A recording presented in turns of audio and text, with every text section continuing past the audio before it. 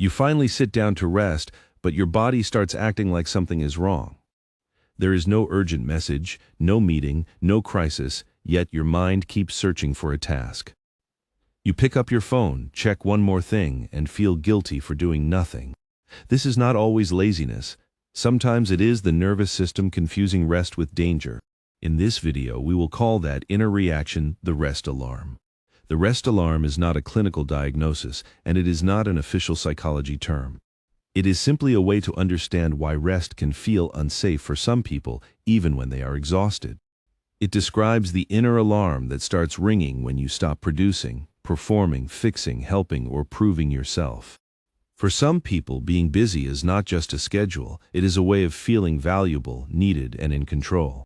So when rest appears, the brain may not say, "Good, now we can recover." It may ask, "Are you still enough?"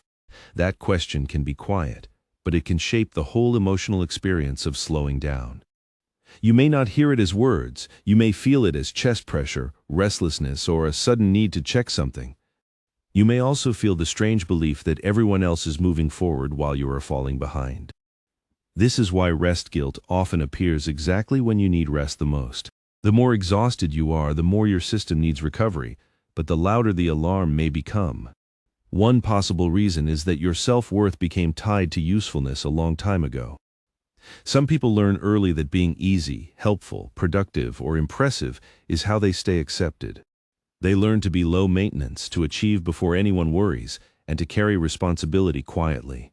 Over time, the brain can translate "I'm doing a lot" into "I am safe." It can translate "people need me" into "I matter," and "I never stop" into "I'm still in control." This does not mean someone intentionally taught you to suffer, or that every message from your past was harmful. Sometimes the message is much softer: be responsible, do not waste time, try harder, make everyone proud, do not fall behind. Those messages can sound normal, even loving at first, repeated for years. They can become an inner voice that never clocks out. Even when nobody is pressuring you, you start pressuring yourself from the inside. Even when the room is quiet, you bring the deadline into your own mind. That is where the rest alarm begins to make sense. It is not always a hatred of rest. It is often a fear of what rest might reveal. When you are busy, your attention has a place to go, a task, a list, a next step, a role to play. But when you stop, the mind has more space to notice what was underneath. The tiredness you ignored, the sadness you postponed, and the loneliness you explained away can begin to surface. So can the fear that you are only lovable when you are useful. For some people, stillness is not peaceful at first. Stillness feels like entering a room full of emotions they have not had time to meet. So the nervous system searches for movement again, a new tab, a new chore, a new notification, a new reason to delay the quiet. This is not always conscious. You may genuinely believe you're just being responsible or staying on top of things.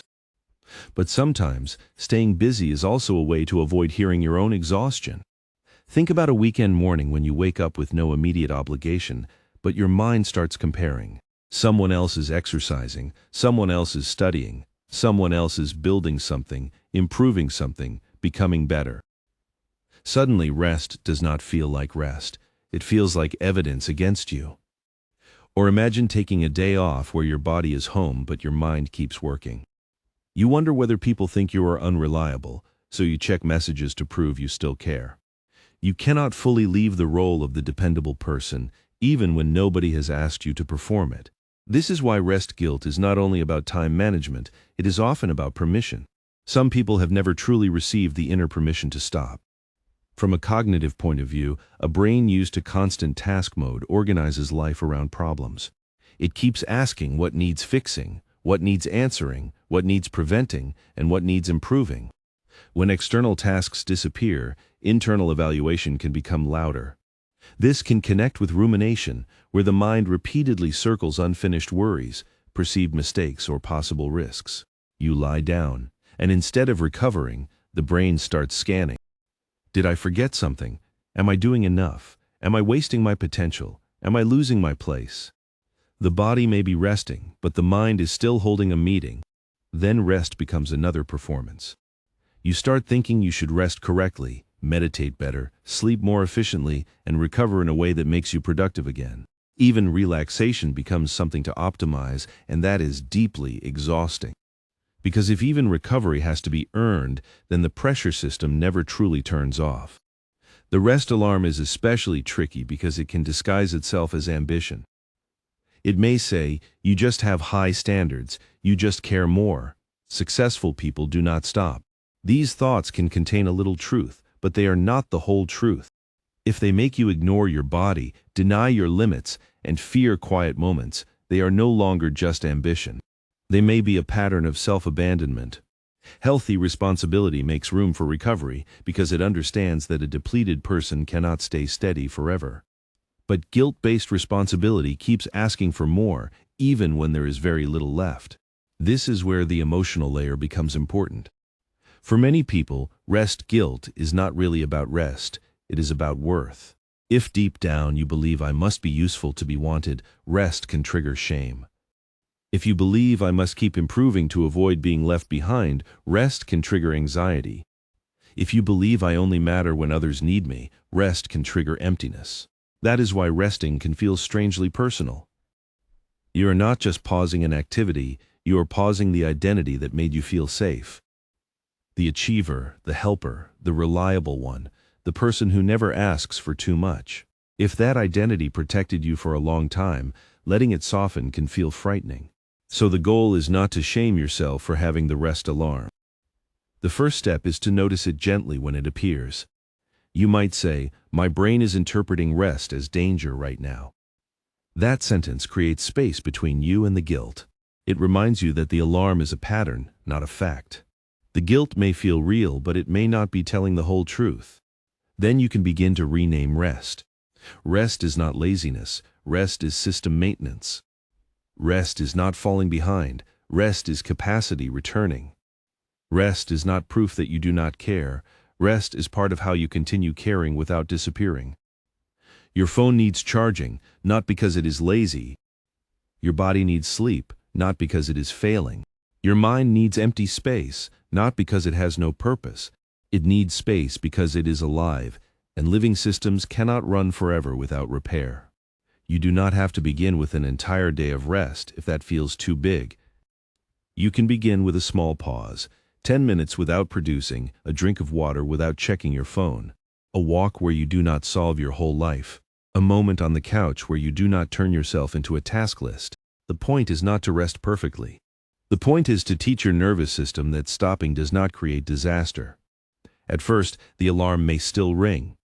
That does not mean you're doing it wrong. It means an old pattern is being noticed. You can hear the thought I should be doing more and answer gently, I'm allowed to recover. You can feel the guilt and still stay seated.